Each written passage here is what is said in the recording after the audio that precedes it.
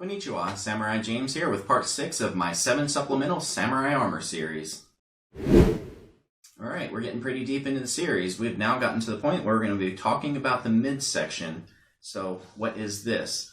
This is a kikko gane obi. It would be worn around the midsection like this, and it provides protection in between the upper plate of the do and the lower part of the kusazuri. So for the people that are like, whoa, samurai armor sucks, I'm just going to stab him in between his laces, that's precisely what this protects against. They're not seen that much because when they're displayed, it wouldn't even be seen, so they tended to discard them after a little bit of time. But these existed in multiple forms. There is the kikko gane version, like this, in which you can see all of these little hexagons in the lacing here. There's another version that is made out of kusari, which is called a kusari obi. Now, like I said, this is typically worn underneath of the armor to provide protection for being stabbed in between the gaps. However, you can also wear it on top, and when worn on top, it actually protects the suspensory lacing as well, so that people wouldn't be there trying to cut the skirt off. And realistically, that wasn't a very solid strategy to try to cut the skirt off of somebody, but that's a subject for another video. Now, if you're saying to yourself, well, it looks like this would leave a big gap in the back, well, I screwed up on my conversion to the metric system and fat-fingered something. I ordered this 10 inches too small, so I'm going to be selling this one so that I can replace it with one made to my size. If it's still available, I will note that in the comments below. On to the rest of the video. Now you might be thinking to yourself, well, if you could wear this over top of the armor and it would help protect the hanging strings, then why didn't they just make the strings out of this? Well, that gets into one of the things that we always see with a lot of the modern reproductions where the kusazuri is simply hung by lacing. It's easier and faster to do, and that's what we see on a lot of the modern repro armors. But historically, there were points where they actually got rid of this, which is called the Yurugi Ito. It was replaced by, instead of hanging laces, actual fabric with kikko gane in it, or fabric with kusari in it. So instead of wearing a belt over top to protect the straps, the actual stuff holding up the bottom kusazuri was made out of this material. And of course, that doesn't just negate the fact that people wouldn't be trying to cut the straps. That provides the protection by solving the problem where people say they would just stab in between the laces where there's no armor there. Now, once they started changing from having the hanging lacing to doing actual kikko gane or kusari, not only did that, solve the problem of, well, I got this lacing and then I got to wear a belt over it underneath of it, that also simply moved the protection from an auxiliary piece to an actual piece on the armor itself.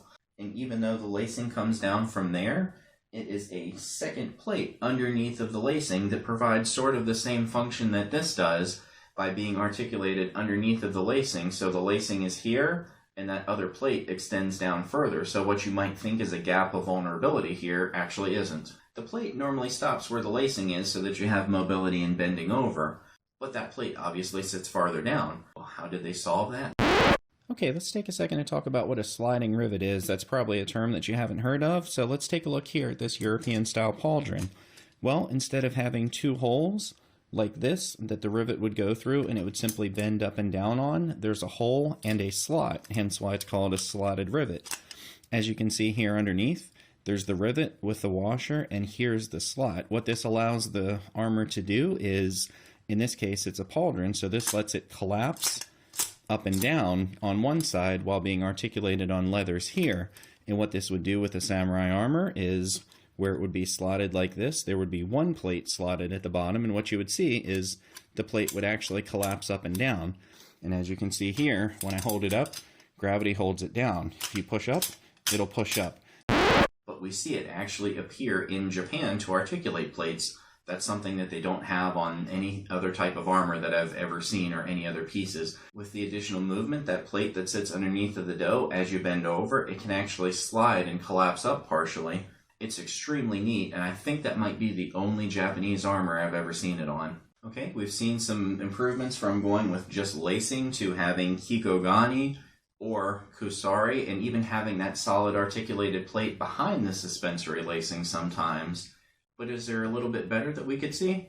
Yep, y'all might know this one as the famous rabbit ears armor, but let's take a little bit of a closer look at it, because if you look, let's see right here, well, there's actually no suspensory lacing. This is a cuirass that simply goes into plates underneath. Is this influence from the rest? Probably. It's something that's not seen on any other Japanese armor that I've seen. I'm sure there was a few others that had it, although they make one-offs, but chances are there was at least a few of it, particularly given the influence that the West had once they started coming in.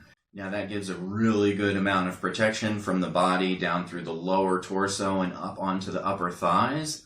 But notice what it doesn't have. What did we talk about earlier in the videos series? We talked about the gyoyo. This just has the little bits hanging off the side. No sode, no osode.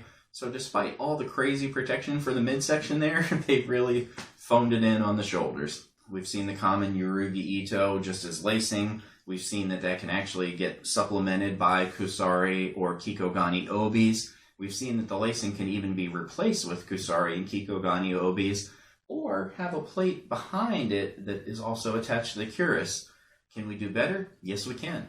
Now, this is pretty rare, so this is certainly not the standards for all the samurai back then, but as a one-off example, it's extremely interesting. Now, this particular armor is something called Nanban, which means barbarian or Western armor, so it's after the influence of the West.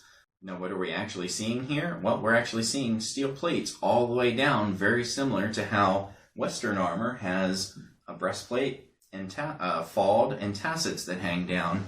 The tassets here are very analogous to the samurai's kusazuri because it's smaller individual plates.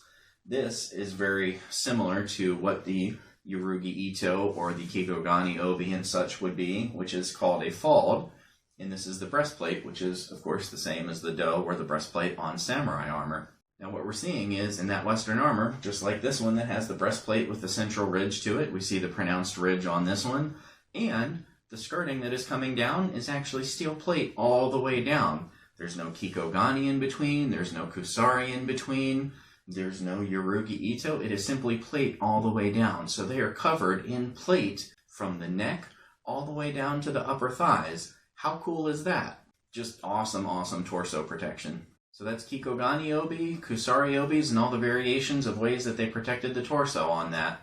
We're going to be moving on to the next part of the video series, which is going to be protecting the feet. For this one, this is Samurai James saying thanks for watching and sayonara.